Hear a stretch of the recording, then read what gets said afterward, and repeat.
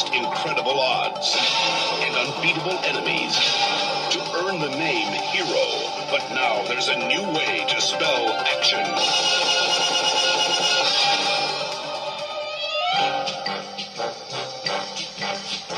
Jim Carrey is Ace Ventura, Pet Detective.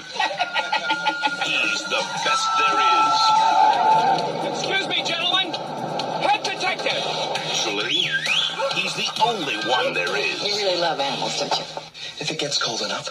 Now, the mascot of the Miami Dolphins has been kidnapped. Oh, righty then. And he's on the case of a lifetime. Listen, Pet Dick, how would you like me to make your life a living hell? Well, I'm not really ready for a relationship, Lois. There's no place he won't go.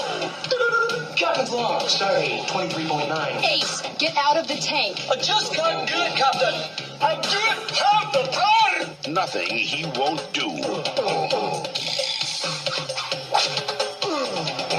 And no one he can't handle. Hey! If you do anything to embarrass me in front of camp. What? Like this?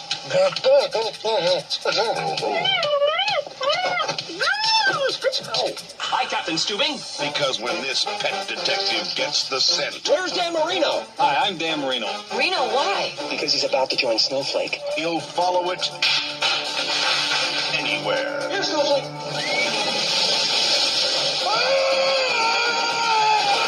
Jim Carrey is Do not go in there.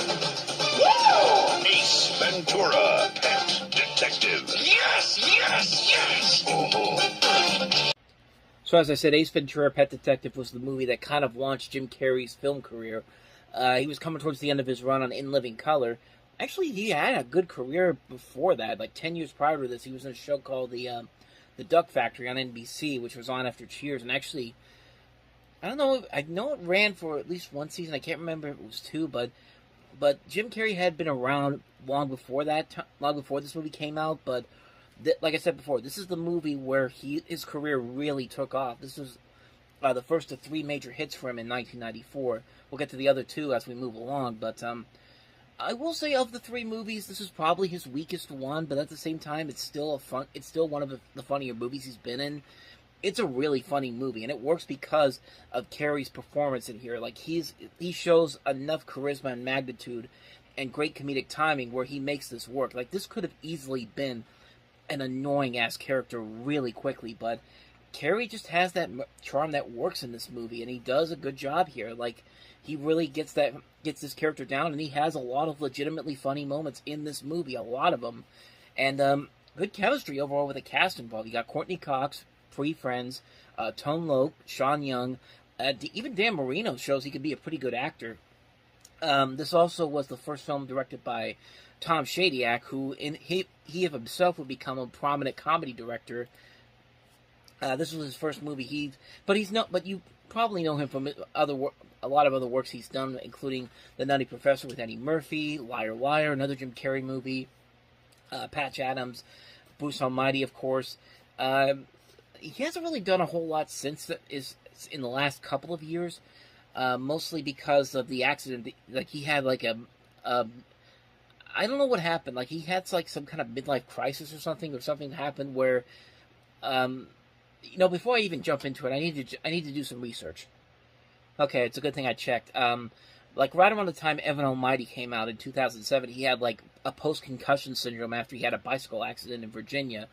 And he became more of a philanthropist, so he wasn't really that same. He kind of really wasn't that same guy he was before that, and he kind of backed away from making these type of comedies. He'd make a couple of other movies like the movie I Am, as well as Brian Banks, but it's an interesting story about him.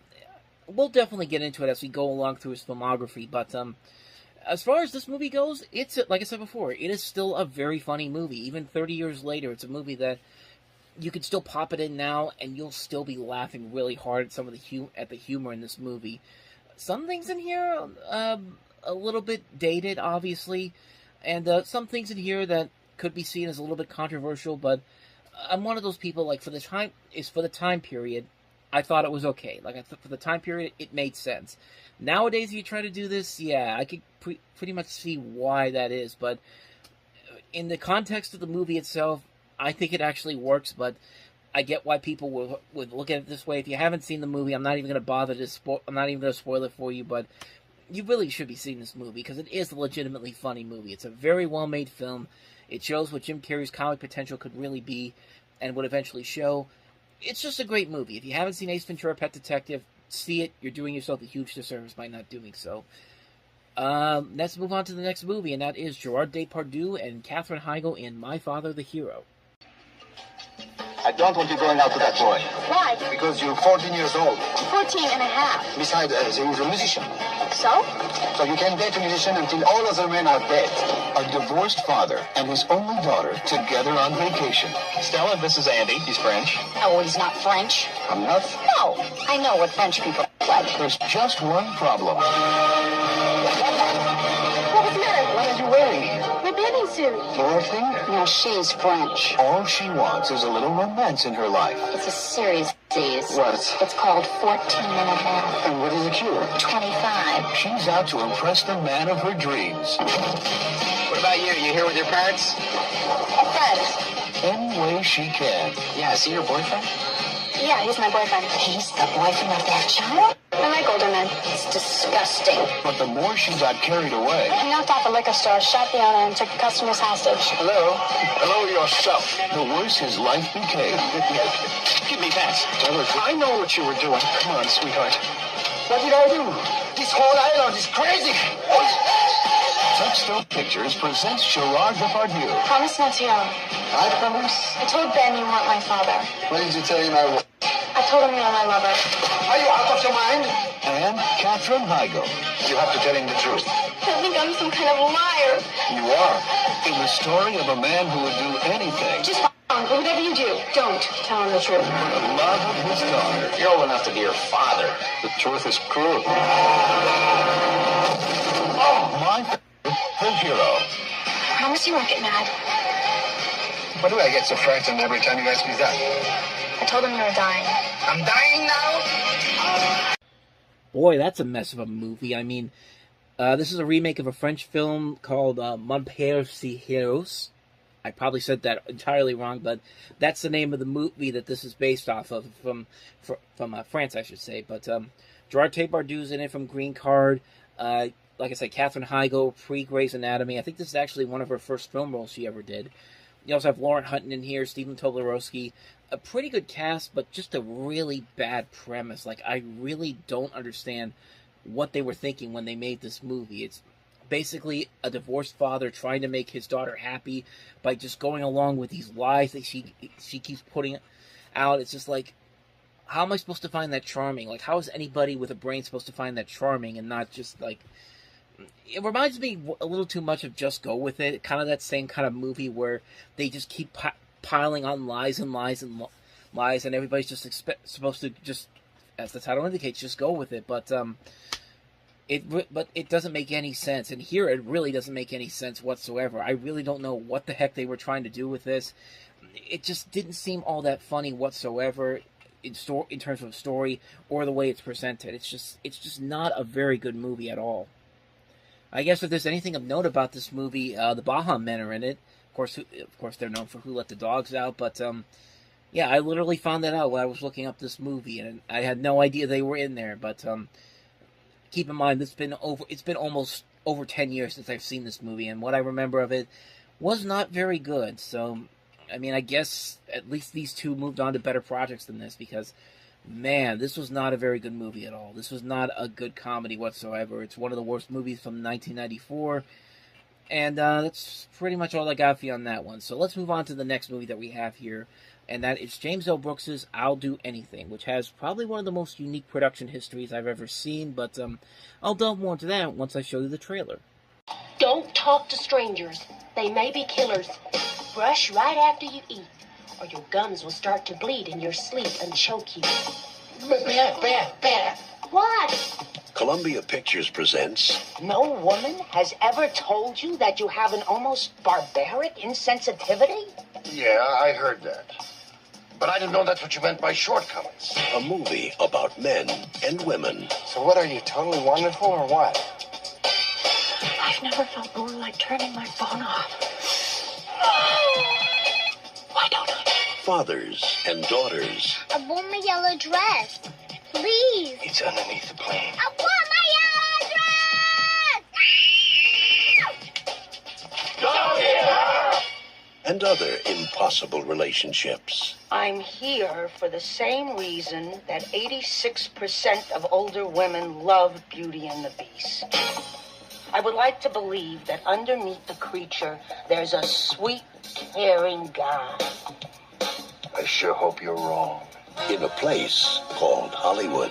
Wow, this is crazy. Wow. This Christmas, from Oscar winner James L. Brooks, creator of Terms of Endearment and Broadcast News, comes a comedy that breaks all the rules.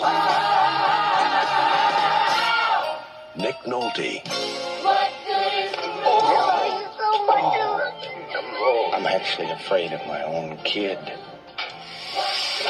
Albert Brooks.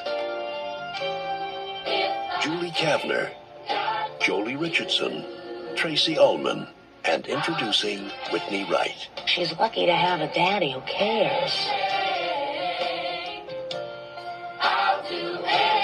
I'll do anything.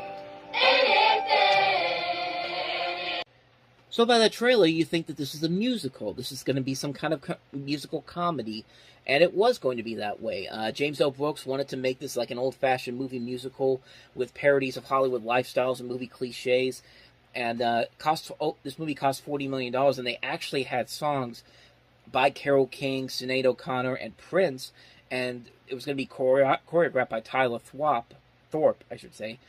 But when they showed this to preview audiences, the music was mostly negative. The production numbers of the film were all cut. Brooks had to write several different scenes, filmed over 3 days, spent 7 weeks in editing, and it was just a movie that just completely fell apart almost immediately. Like, here in the trailer, it was supposed to be released by Christmas, but they delayed it to February, which should probably give you a sign of how the movie ends up becoming. And as far as the final product goes, I'll put it this way. It's not terrible, but you could definitely tell that this was supposed to be something much, much different.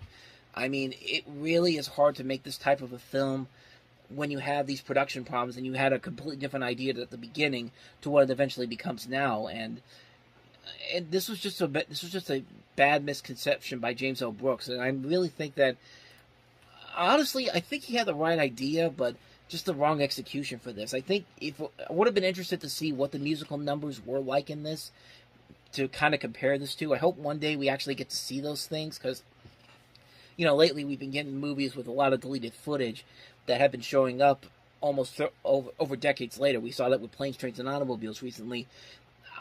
This movie obviously doesn't have that same kind of legacy, but I mean, I'd be curious to see what the stuff that they cut out actually looked like. Maybe it could have been good.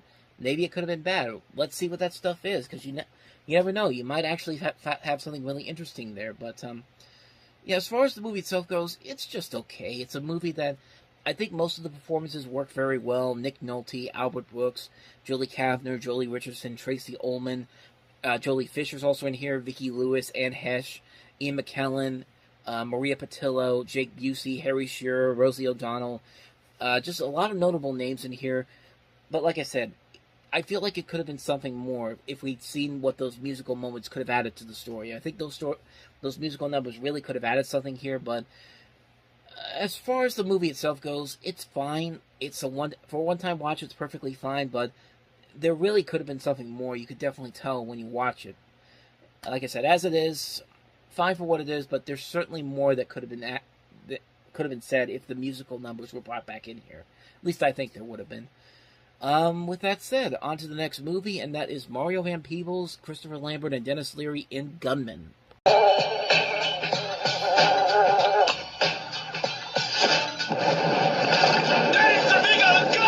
In a South American country, man coming from a bad land. An ex-cop is about to lead a team of mercenaries. Let's do this business. Rob, please don't send me out with a superhero that look like Whoopi. Okay, you gonna do the job or not? To take down a drug lord. How the hell are you? For these guys, there's only one way to settle the score. Point blank. Jump out of a helicopter? What do you mean, out of rubber? You a sick mother, man. At least the high cholesterol, if you don't let it out. This way, oh, wait.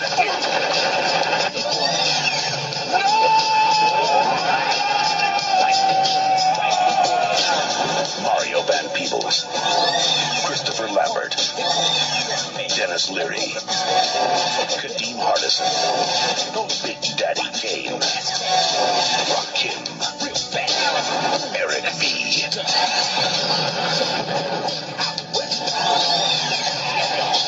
Gunman.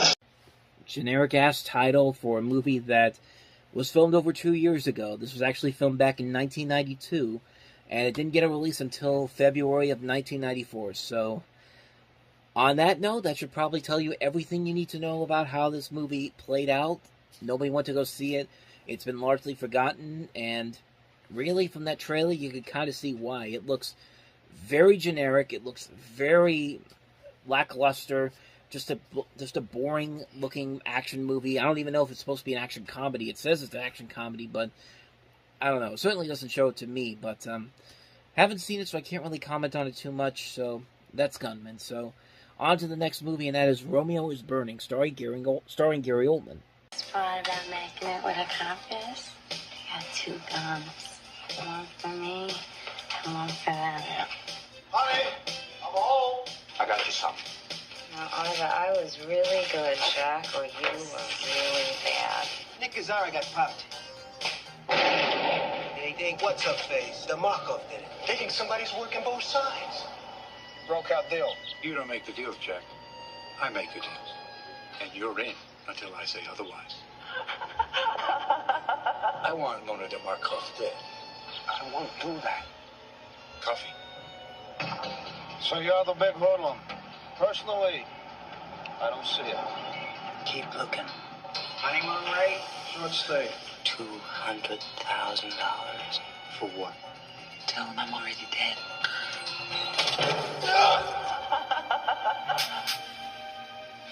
Nice work, Sergeant. Romeo, you chicken fast? It's us. And you're in up to here. You can dig 1 grave, or you can dig 2. Toast. Take 2. He loves those toasts, doesn't he? She turned around. She pointed my own gun at me, Jack. You know, like some kind of an animal. Just one last dance. You know what I was thinking about? Wife. She's a dead woman, just like you're a dead man. I played both sides against the middle. I got caught. I'm sorry. Gary Oldman, Lena Olin, Annabella Sciorra, Juliette Lewis, and Roy Scheider. Romeo is bleeding. Did you miss me, sweetheart?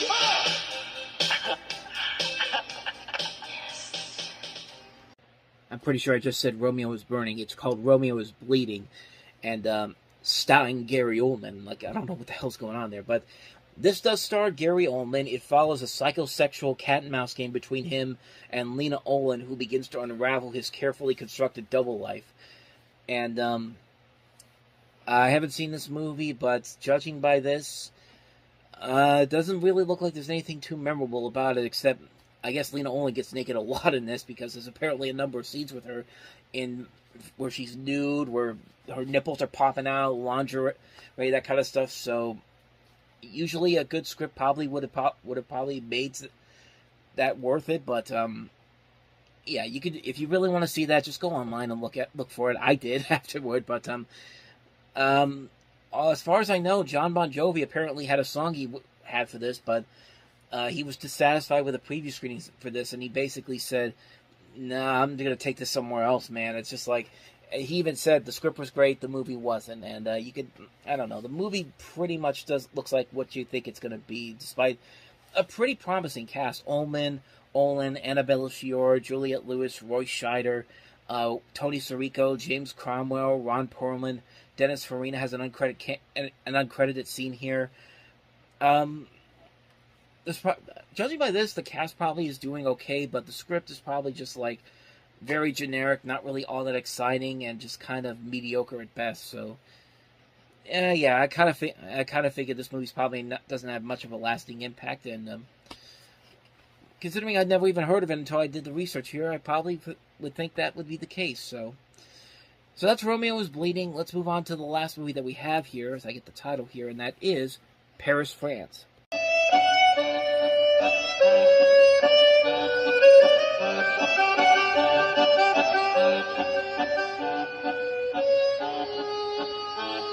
I'm not nervous. I'm terrified. Who's going to help me finish my book? She... And love from another. I'm married. I have no idea what I do. But it wasn't enough. It's my underwear. Why? It's the next best thing to wearing your skin. Take me somewhere I've never been before. Only she could give herself the freedom to discover who she really was. You ever felt like falling into sex like it was this vat of chocolate? Live dangerously. She drove herself to a place stranger and more mysterious than anything she could have imagined. Whether or not I am your fantasy, you're going to be mine. Don't believe all that romance about writer's block. Everybody has it. I'm in love with you. You ready to live dangerously, Sloane? She found the one place left to go. Where is it? Inside herself. Paris, France.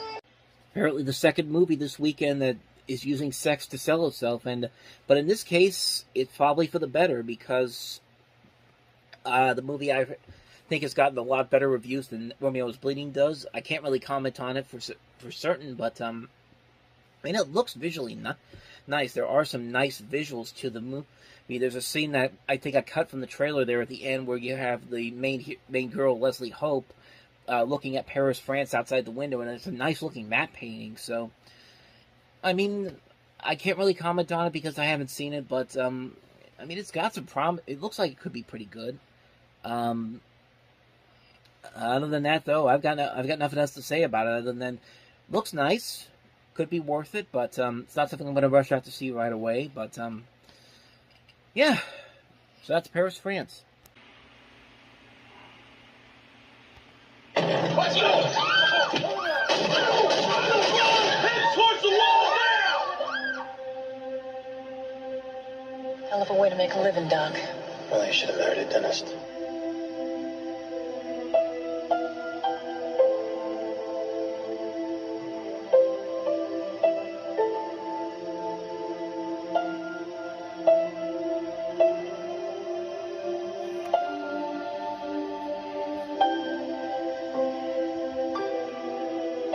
I think I've got a way out of this place.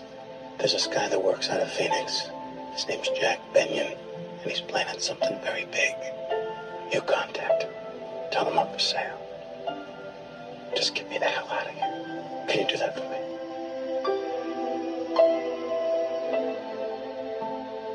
Mr. Benyon, I came here to talk about my husband. Let's just look at the situation. One, the wife is very attractive. She is a stunningly healthy young woman. I trusted you. Yeah, and I came through for you, too. Yeah, repeatedly.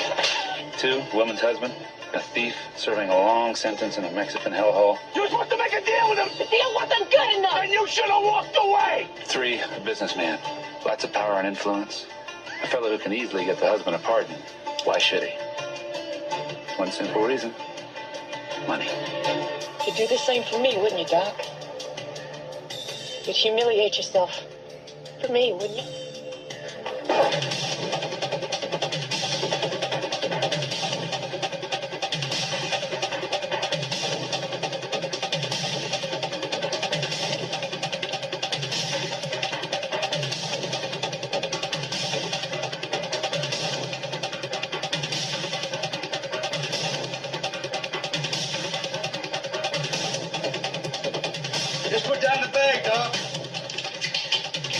Just want money.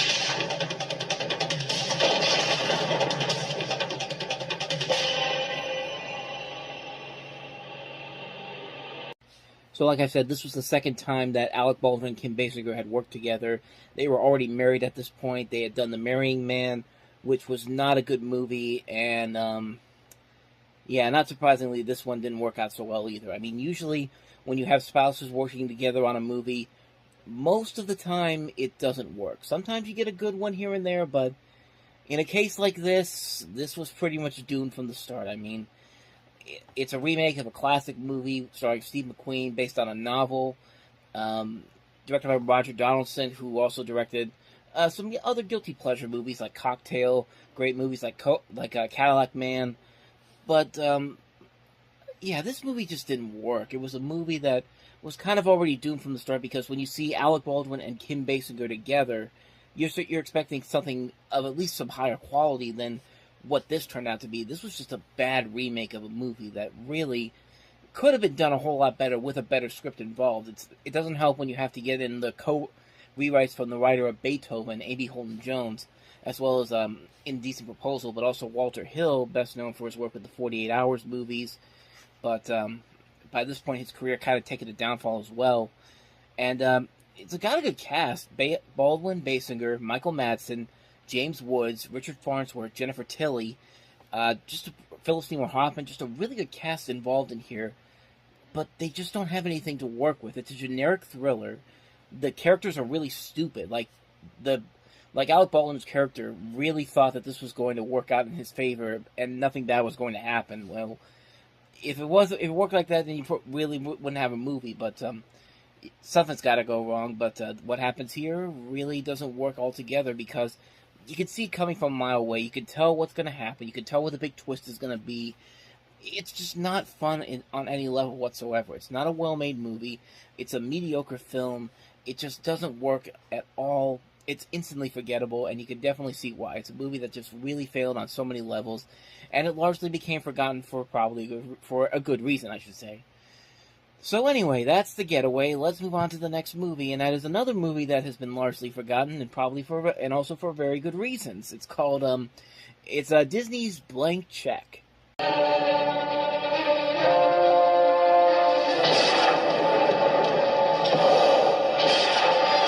It was the perfect crime. Hello, beautiful. Everything was going according to plan. I want new bills. We're back in the SNL business, Peterman. I'll send my guy in tomorrow with a check for $1 million. Yep, tomorrow, just like the old days. But one little thing is about to come between him and his money. Preston Waters. What about my bike? What you want, kid? What do you think? Come on, let's make a deal. Give that check to your dad. He'll know what to do with it.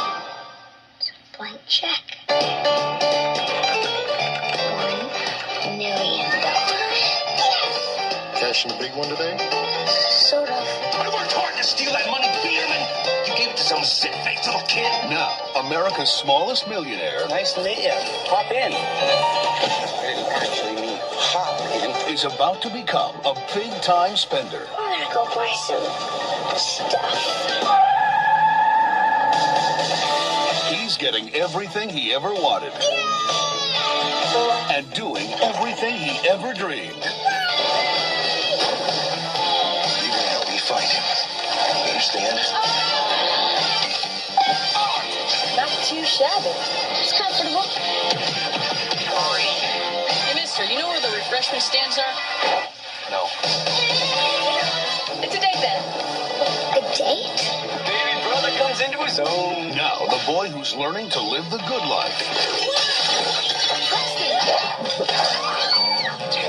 Go, go, go! Is going to teach 3 careless crooks.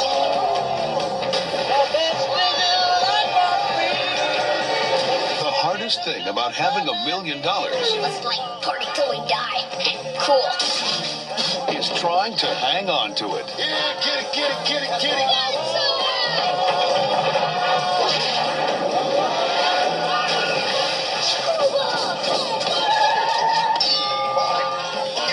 That must have hurt.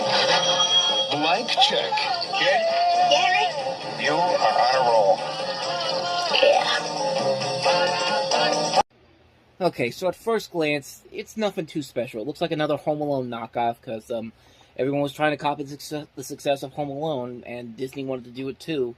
I mean, you could make that argument as well, but the movie is just a mess on so many levels. When you really dig deep into it, when you watch the movie and you realize how stupid everybody is in this movie, and everybody in this movie is really, really stupid. Even the people that think they're smarter than everybody else, they're supposed to be smarter than everybody else, they're really stupid. Like, this kid would not be able to buy half the stuff he buys with the $1 million that he has in this movie. Like, that's just...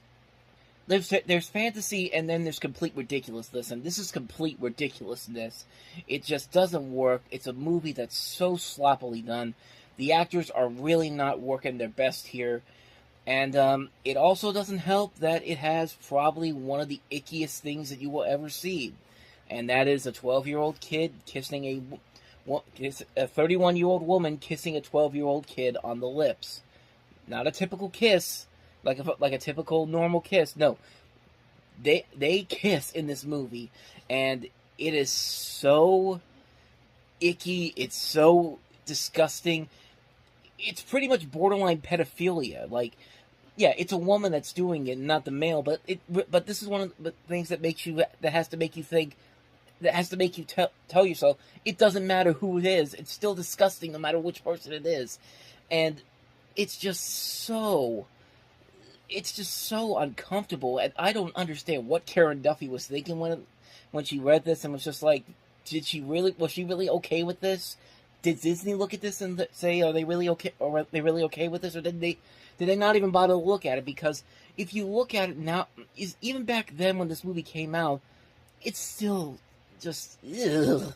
It's just so nasty, and just like, it's amazing how Disney Plus, when in the first couple of months Disney Plus came out, they were criticized for not showing the spin-off series to the movie Love, Simon, Love, Victor, although later on they would do it, but they said it was too adult. But this movie is okay with the kissing scene still intact. It's just like, it's just unbelievable that that this film got away with that, and for so many years nobody even bothered to look at it. But then again, the movie didn't do that well critically, or have that much of a lasting following. It wasn't really until nostalgia critic Doug Walker actually looked at it on the review for this, and that scene came up, and I think everybody realized, wait, did we actually let that happen?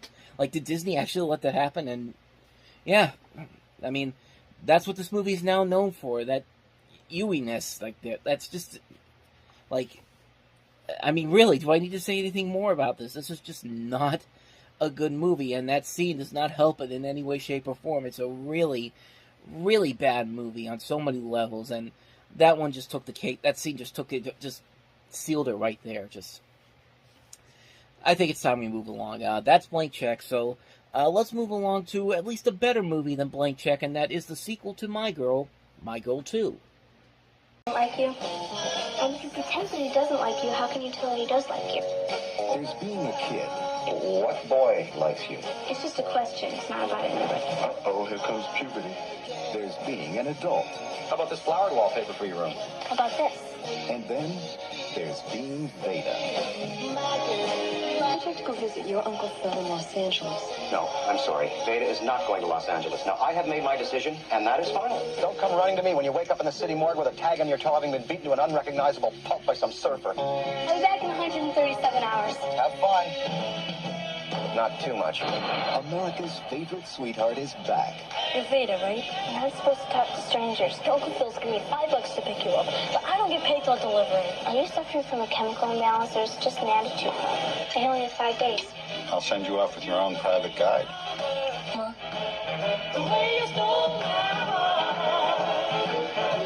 She's growing up. I have a high threshold for pain. This is a totally barbaric custom. But she'll always be my girl. It's sort of a reminder of a friend of mine. Boyfriend? He was my best friend.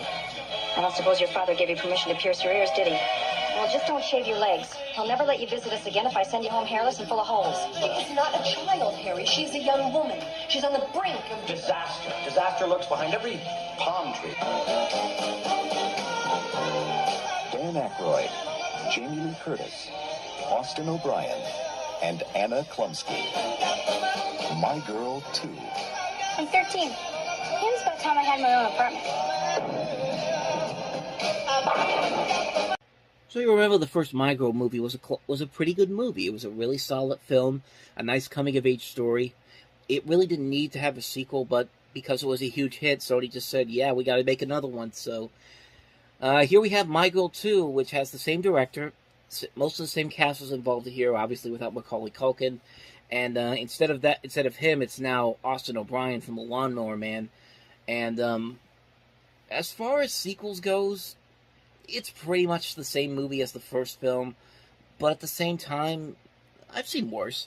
I mean, there's elements in here that are actually kind of good. There are actually some elements here where it is actually kind of interesting. Like, you don't... I like seeing this idea that... I like seeing that we're seeing that the main character, Veda, is growing up and how she handles this. And it's actually pretty well done for the most part. It does definitely fall into a lot of been there, done that type of things which you get with a sequel like this. Just basically do the same thing as the first movie, and nobody will really be able to tell the difference. But I mean, like I said, I've seen worse. It's not that bad of a sequel, but it's definitely lacking compared to the first movie. I think the first movie did this a whole lot better. I think there was a lot there, but I do appreciate that they do manage to do stuff with this character growing up, and I wish they could have done a little bit more with it. Maybe they would have had something really good here, but like I said, for what it is, it's fine for what it is. It's not one you'd want to watch over and over again, but it's at least something of somewhat value. It has some value to it compared to most sequels like this. I've seen worse, but I've seen much better too. So My Girl 2, give it a pass. On that note, let's move on to the last movie, and that is The Cement Garden.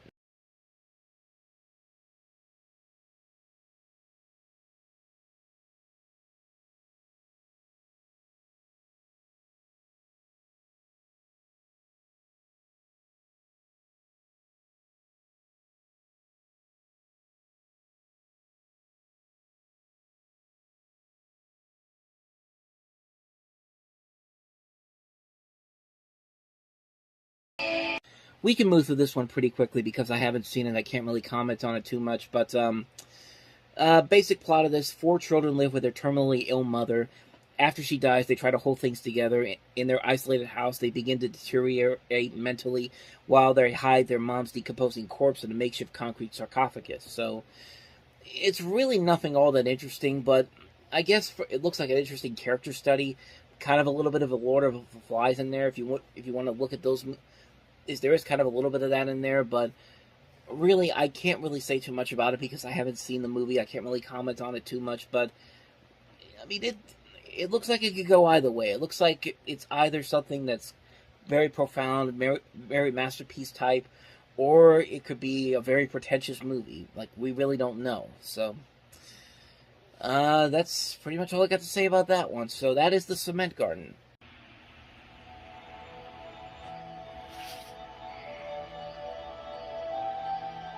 In this land of frozen beauty, where a proud people make their home, Aegis Oil is making a killing.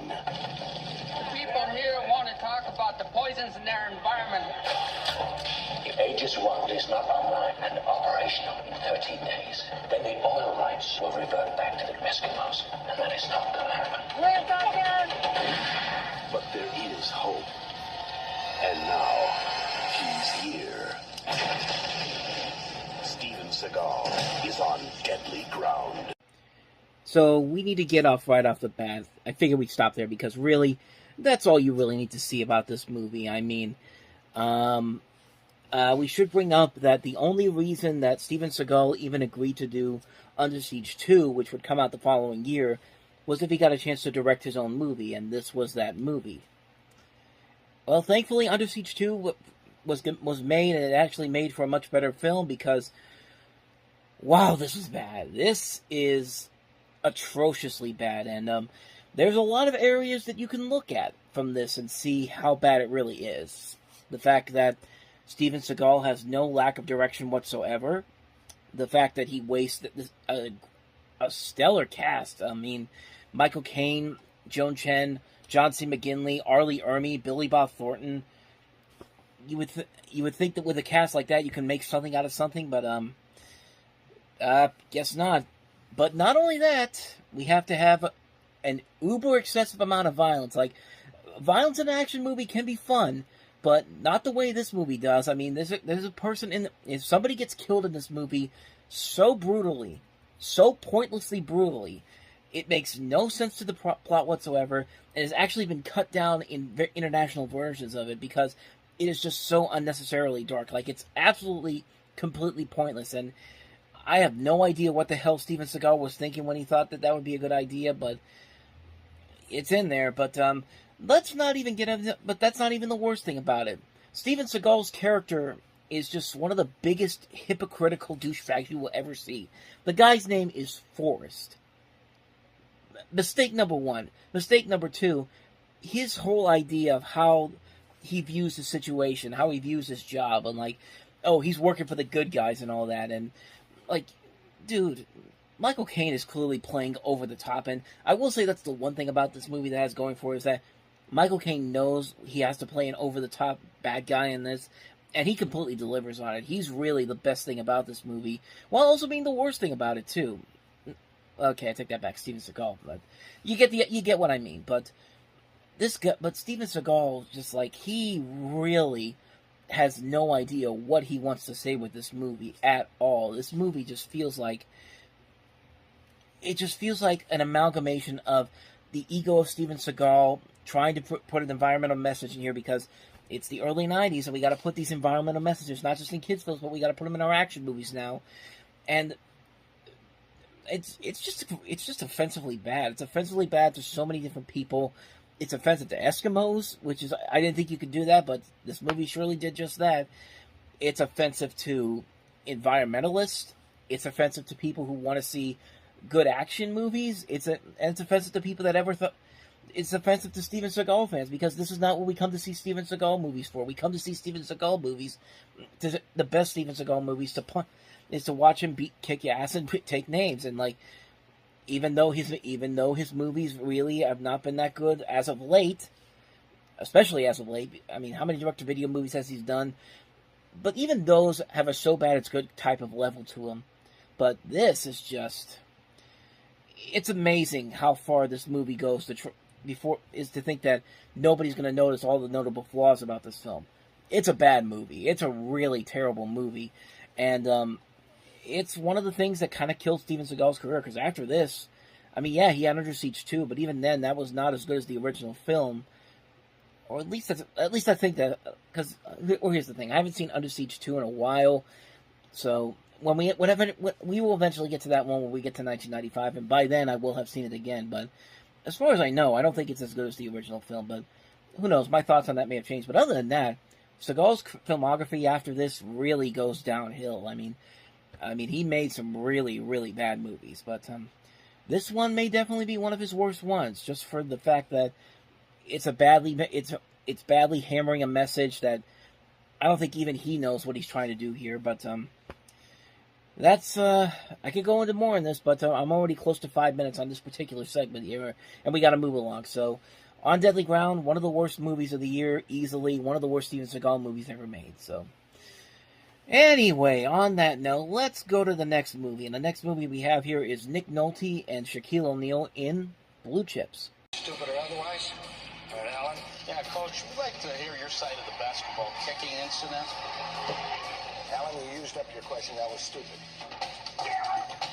I will not have the first losing season in 40 years at this university. You are not getting the kind of athletes that we used to. Yeah, but the program's clean, Chancellor. It is time to tell Coach Petey Bell to take a hike. I don't do well with losing, do I? You've won 2 national championships. You've won 8 conference titles. I don't call this losing. What efforts are you and your staff making as far as recruiting is concerned? We got the inside track on some great ball players this year. You get those guys, you are in the Final Four next year. Let's get these guys. He's never been coached. He's totally wrong. Neon, please try not to step on the children. Okay, all right. If I couldn't play basketball, would you be trying to get me in college? No. At least you're honest. I figure a white blue chip athlete like myself deserves something extra, about 30 grand. I'd like to have it in cash. Get the hell out of here, Ricky. Get out of here. All the other schools are doing it, Coach. I know everything. I know what Butch McRae's mother wants. You really want your son to start out life by learning how to bend and break the rules? I mean, what's he going to become? A millionaire?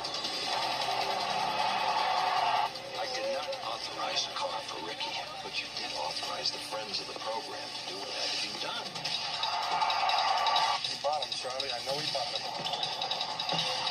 We're going to be on top again. Did you cheat? Foul is not a foul unless the referee blows his whistle. Did you take money? No! We owe them this money. Don't talk to me about money! We owe it to him!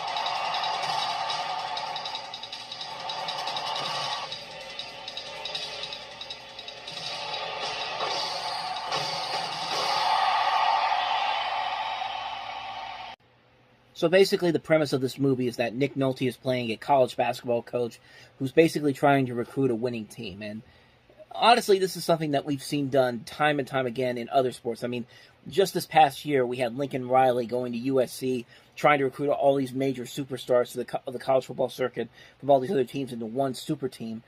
And look at what happened afterwards. They didn't really do anything.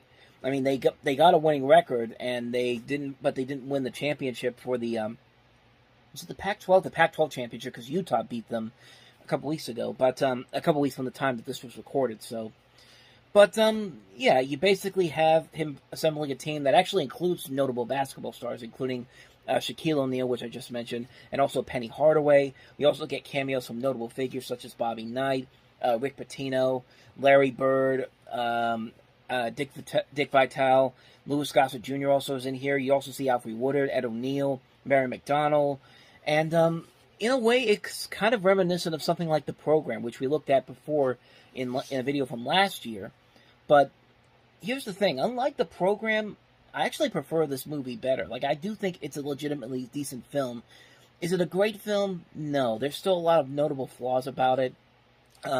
Most of the acting overall is pretty good. The story is a little bit too much.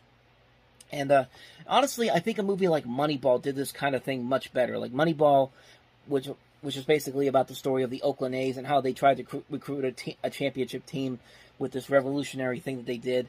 That was a great movie, and that came out in 2011, which one day we'll eventually get to that. But I think what makes this one stick out more are the performances. I think Nick Nolte is very good here.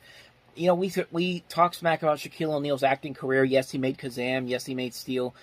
But when he actually has to star in something where he has to take on a more... when he has to act, like, I thought he did a pretty good job in this movie. I actually thought he was actually really solid in this particular film. And it's just a shame that nobody really ever gave him a really good script to work with. They just basically said, we need to turn you into a movie superstar, so we're going to give you these two terrible scripts that we have here with Kazam and Steel, which we'll delve more into when we get to those movies eventually. But yeah, overall, I did enjoy this movie. I don't think it's a great film overall. I think it is a heavily flawed movie, even with some great talent involved with the writing and direction. You got William Friedkin of The Exorcist directing this, Ron Shelton of Bull Durham fame, and also White Man Can't Jump. Just some good talent on board. I think a better rewrite of the script maybe would have changed this around and made it really, really good. But as it is, I'm glad I saw it. I'm glad to see it's a decent film. It could have been a whole lot better, but for what it is, I thought it was alright. So that's my thoughts on Blue Chips. So let's go ahead and move on to the next movie, and that is Ben Stiller's directorial effort, the ensemble comedy Reality Bites. Hello, you've reached the winter of our discontent. I'm making this documentary about my friends. It's really about people who are trying to find their own identity without having any real role models or heroes or anything. It seems like your friends would be perfect for that. I truly believe that if we can get 2 women on the Supreme Court, we can get at least 1 on you, Sam. I lost my job. Why did you get a job at Burgerama? I was valedictorian of my university. Well, you don't have to put that down on your application. Do you have any idea what it means to be a cashier at Wiener Schnitzel? There you go, sir. And have a tune, Wiener Dude. A couple of smokes, a cup of coffee, and a little bit of conversation. You and me and $5. You got it. He's strange, he's sloppy, he's a total nightmare for women. I can't believe I haven't slept with him yet. Are you religious? I guess I'm a non-practicing Jew. Hey, I'm a non-practicing virgin. Did he dazzle you with his extensive knowledge of mineral water? He's not a yuppie. What is your glitch, huh? My glitch? Why are you acting like a jealous boyfriend all of a sudden? Hi. You look beautiful. You look like a doily. I think the moment has been appropriately captured.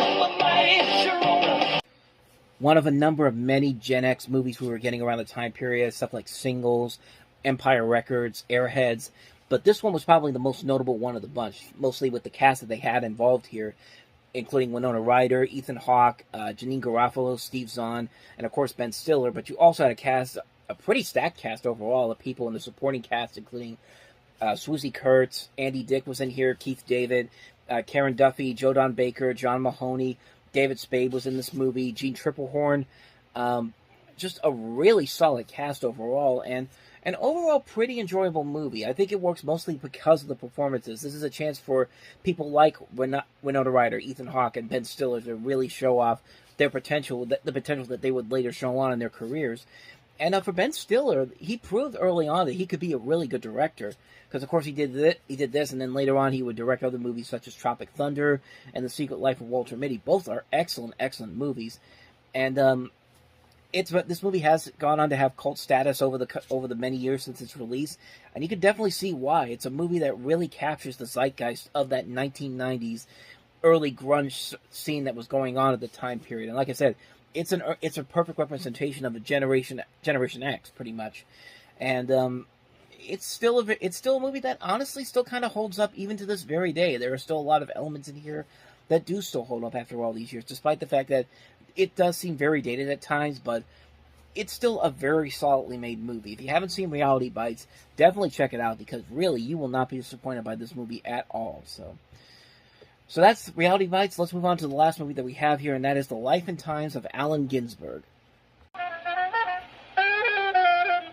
Today's revolutionary is often passé tomorrow, and I suppose one of the true tests of creativity and radicalism is the ability to endure through changing times and fashions. Mr. Allen Ginsberg is, according to the New York Times, quotes, perhaps the most famous and admired contemporary American poet. I saw the best minds of my generation destroyed by madness, starving, hysterical, naked, dragging themselves through the Negro streets at dawn looking for an angry fix.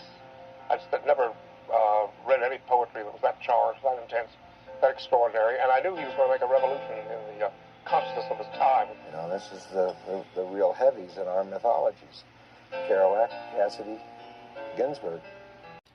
So this is basically a documentary talking about the life of Allen Ginsberg, the famous poet who talks about his early childhood to his thoughts about death at the age of 66. He would actually die 4 years after this movie came out. And the movie had been around for a while, and it actually got a full release at the Sundance Film Festival in 1993, and then a year and a half later, it eventually got a release. So you're basically looking at the life of this famous poet who is most associated with the Chicago 10, and there's actually been several movies about his life, basically made, including I'm Not There, most notably the How, Kill Your Darlings. What the hell am I saying? Pull My Daisy, these are movies based off of his most notable poems. And I really don't know too much about him. I haven't seen this movie, so I can't really comment on it too much. But it does make for some it does look like an interesting documentary, and you have these notable names that keep showing in here. William S. Burroughs, like Neil Cassidy, Jack Kerouac, Gary Snyder, these notable names here that you may not know by name, but you definitely know their work before. But like I said, I haven't seen the movie, so I can't really comment on it too much, but it does look like an appeasing documentary. Maybe I'll check it out one day, but it's not something I'm really rushing out to see right now. It came out this weekend. I felt like I needed to talk about it, so there you go. The Life and Times of Allen Ginsberg. Name? Romeo. Are you serious? No. And you're funny. And you're very funny as well. You're funny and you're fine. Oh, thank you so much. And you got a tag hanging on your dress.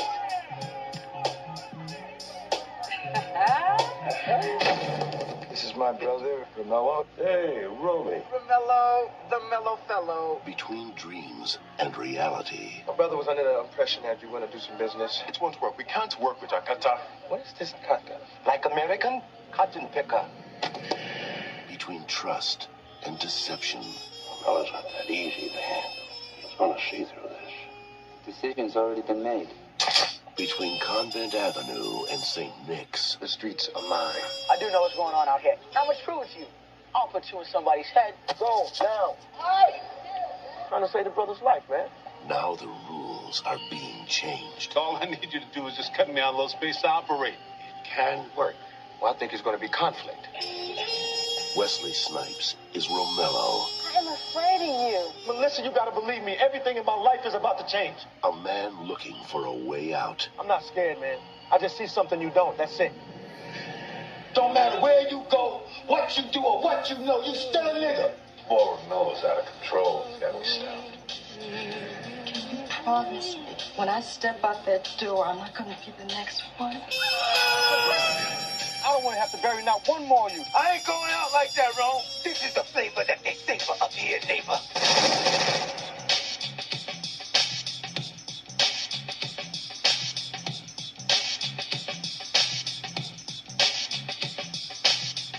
I don't want any more killing. I'm done. I'm finished. So for the longest time, I thought this was a vampire movie because, well, take a look at this poster here. Take a look at this poster I'm going to show you here.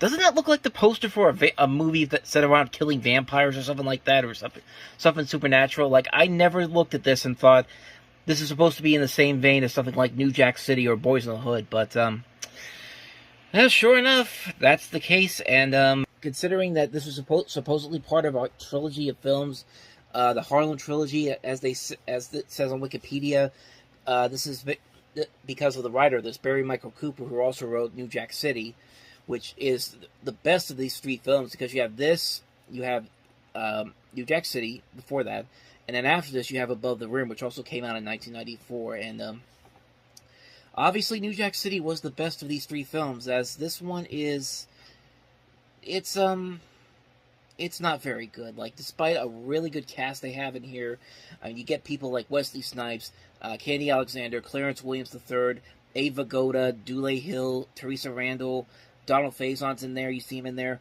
Ernie Hudson, Vondi Curtis Hall. A good cast overall here, but just not a very good execution in terms of this trying to be the next installment of this series. It's supposed to be the same vein of something like New Jack City, which really you don't really get to see a whole lot of in this. Like, it really doesn't... I mean, everyone here is clearly trying, but there's just nothing really there that makes it instantly memorable or something like that. Like, it's trying way too hard to be the next New Jack City, but New Jack City had its own unique feel to it, and at least it understood that it needed to tell a significant story.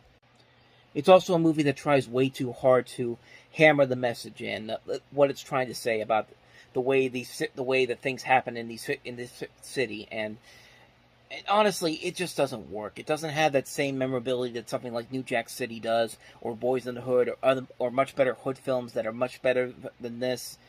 It's just a forgettable movie on so many levels. So anyway, that's Sugar Hill. So let's move on to the next movie, and that is Luke Perry starring in 8 Seconds from the director of Rocky and the Karate Kid.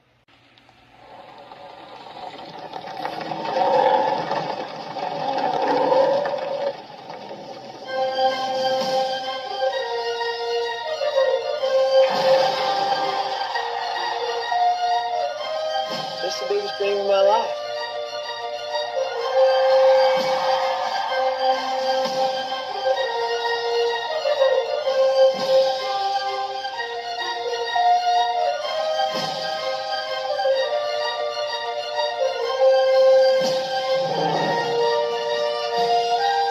You ain't got what it takes.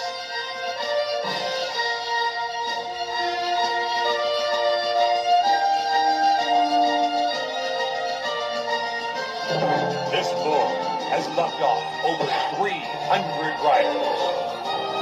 This could be a moment that you will never forget. I say it's not if you get hurt riding bulls. It's how bad. Okay, boys!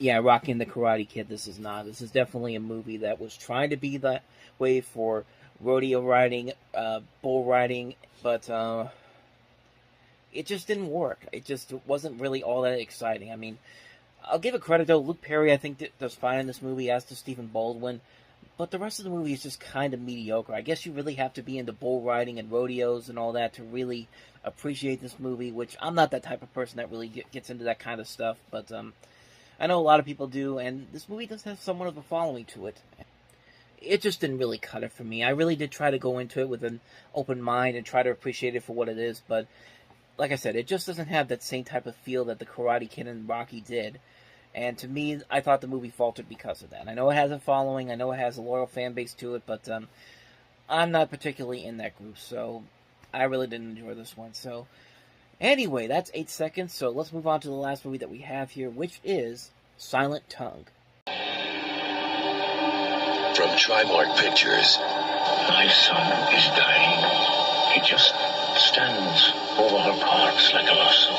Comes a powerful story of the American West. I wish to purchase your second daughter. My son will die without her. I will pay you anything you ask. In an untamed world. Your sister was his light. A father risks everything to save his son. I expect nothing from him but to comfort my son. Show him some affection. She was stolen from us. We're gonna find her, even if we both die doing it. In a land of injustice. I cannot move against my sister. Your sister is dead! She is more alive than you. A sister is forced to sell her body. You're like bargaining with lights. Well, then you bargain with me.